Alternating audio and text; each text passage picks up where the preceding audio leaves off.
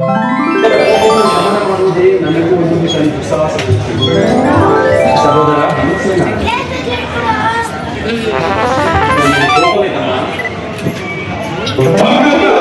ಸಮಾಚಾರವೇನು? ನನಗೆ ಯಾರಲ್ಲಿಯೂ ಕೋಪವಿಲ್ಲ. ಸಮ್ಮುಖದಲ್ಲಿ ನಿಮಗೊಂದು ಮಾತನ್ನು ತಿಳಿಸಬೇಕಿಲ್ಲ. ಅದನ್ನು ನಿಮ್ಮಿಬ್ಬರ ಸಮ್ಮುಖದಲ್ಲಿ ಹೀಗಲೇ ಈ ಸಂಧಿಯ ಸುದ್ದಿಯು ಈ ಸಂಧಿಯ ಪ್ರಸ್ತಾಪವು ನಿಮಗೆ ಉಚಿತವಾಗಿ ಕಾಣಬಹುದು. ಅದನ್ನು ಅನುಭವಿಸಬಹುದು. ನನ್ನ ಆದರೆ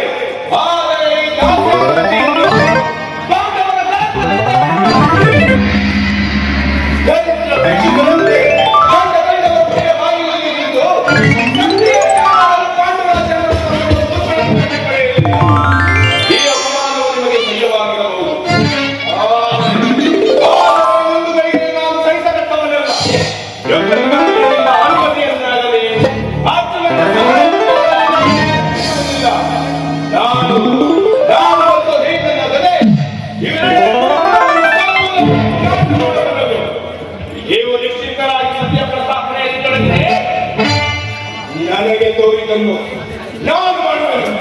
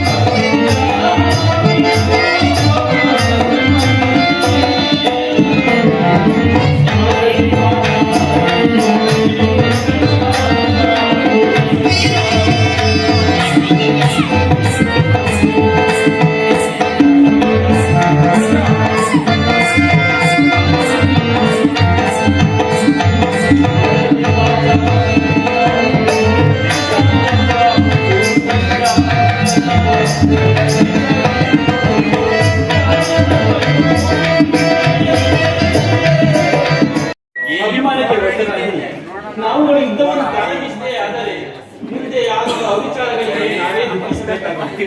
ಅದಕ್ಕಾಗಿಯೇ ನಾವು ಸಂಧಿಯಾಗಿ ಸರ್ವ ಪ್ರಯತ್ನಗಳನ್ನು ಮಾಡುತ್ತೇವೆ.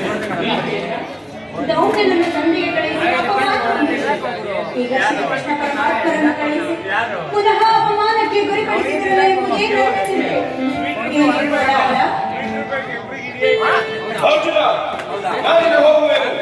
ಇನ್ನು ನನಗೆ ಕೆಲಸವಿಲ್ಲ. ಈ ಸಂಧಿಯ ವಿಚಾರವೋ ನನಗೆ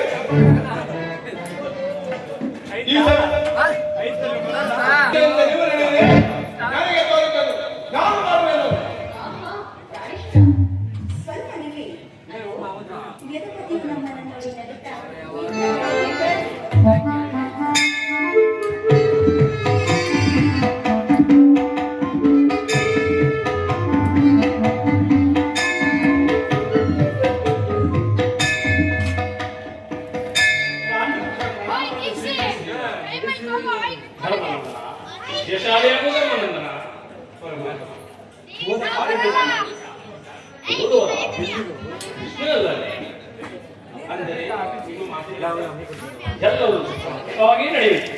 ಪಾಂಚಾಲೆ ಇನ್ನು ನನಗೆ ಕೆಲಸವಿಲ್ಲ.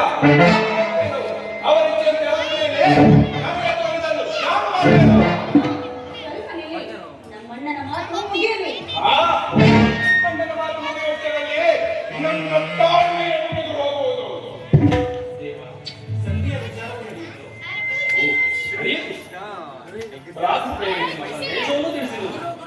ಎಲ್ಲರೂ ಒಪ್ಪಿದರು. ಭೀಷ್ಮ, ದ್ರೋಣ ಮುಂತಾದವರು ಸಹ ಕೆಲಸವಿಲ್ಲ. ಈ ದುರ್ವಾರ್ತೆಯನ್ನು ನಾನು ಕೇಳಬೇಕೆಂಬುದರಿಂದ ಇಚ್ಛೆ ಆಯಿತು. ಕೃಷ್ಣ ಅದನ್ನು ಸಾಧಿಸಿದೆ. ಚೆನ್ನಾಗಿ ಸಾಧಿಸು. ಸಹೋದರರೇ, ನಿಮ್ಮ ಅಪೌರುಷೇಯ ಪುರಸ್ಕಾರ ನಿಮಗೆ ಮಾಡಿದ ಪ್ರತಿಜ್ಞೆಯನ್ನು ನಡೆಯುವ ಸ್ವಾತಂತ್ರ್ಯ ಮಾತ್ರ. ಭೀಮಸೇನ, ನಿನ್ನಯ್ಯ, ನಿನಗೆ ಇಷ್ಟೊಂದು ಅಸಹನೆ ಏಕೆ? ಸ್ವಲ್ಪ ಸಮಾಧಾನವನ್ನು ಹೊಂದಿಕೊಂಡು ನನ್ನ ಮಾತನ್ನು ಗುಣವಾಗಿ ಕೇಳಯ್ಯ. ಸುಮ್ಮನೆ ನನ್ನನ್ನು ಕಾಣಬೇಡ ಕೃಷ್ಣ. ಈ ಸಂಧಿಯ ಕೆಲವು ನನಗೊಪ್ಪದು ಒಪ್ಪದು ಭೀಮಸೇನ, ನಿನಗೆ ಒಪ್ಪುವ ವಿಚಾರ ಹೊಂದಿರುವುದು ಏನೆಂದು ವಾಸುದೇವ ಸಂಧಿಯ ನೆಪದಿಂದ ಅಸುರನು ಕಳೆತಂದರು.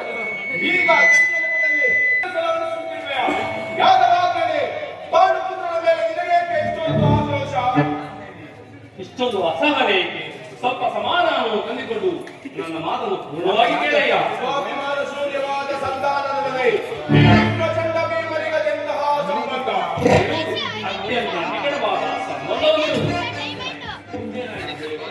ರಾಜಸಭೆಯಲ್ಲಿ ನಿಮ್ಮ ಸಂದೇಶವನ್ನು ತಿಳಿಸಿದರು. ಅವರೆಲ್ಲರೂ ಒಪ್ಪಿದರು.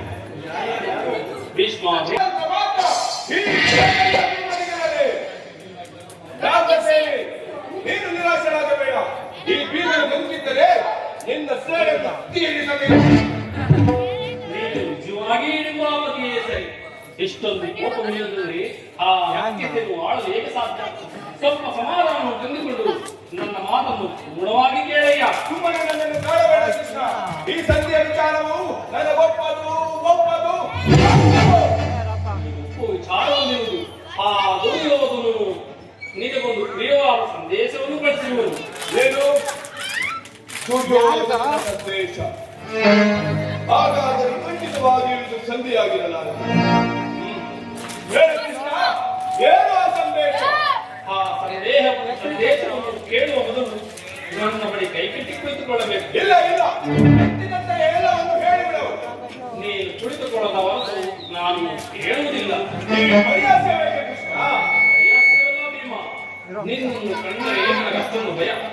ಕ್ಷಣಕಾಲ ಗದೆಯನ್ನು ದೂರವಾಗಿ ನನ್ನ ಪಾಶದಲ್ಲಿ ಹಾಗಾಗಿ ಪ್ರಿಯವಾದ ಸಂದೇಶವನ್ನು ಹೇಳಿದರು. ನಿನ್ನ ಅಪೇಕ್ಷೆಯಂತೆ ಈಗಲಾದರೂ ಏನು ಆ ಸಂದೇಶ? ಕೋಪ ಮಾಡದಿದ್ದು ಅಷ್ಟೇ. ಆ, ಅದು ಆಗಲಿ. ಹಾಗಾದರೆ ನೀನು ನನ್ನ ತಂದೆ. ಅದು ಕ್ಷಣಕಾಲ ಮಾತ್ರ. ಯಾಕೆ ಸೇರಿ ನಾನು ಹೇಳಿದಂತೆ ಮಾಡಬೇಕಯ್ಯ. ನಿಮ್ಮ ಮಾತನ್ನು ಎಂದಾದರೂ ಮೀರಿದ್ದಿಲ್ಲ. ಹಾಗಾದರೆ ಇದು ನನಗೊಂದು ಕಡೆ ಪುರಸ್ಕಾರವಾಗಿ ರೂಪವಾಗಿ ಇದರಿಂದ ನಿನ್ನ ಪತಿಯ ಕೈಗಳು ಭದ್ರವಾಗಿ ಬಂಧಿಸು. ವಯಸ್ಸಿನ ಶತ್ರುಗಳ ಎಡೆಬಿಡಿ ಗುಣಿಸುವುದರಲ್ಲಿ ಹಾಗೆ ನಿನ್ನ ಗಂಟನ ಕೈಗಳನ್ನು ಕಟ್ಟುವುದು ನೋಡೋಣ. ದೇವಸೇನ ಈ ಸಂದೇಶವನ್ನು ಕೇಳುವ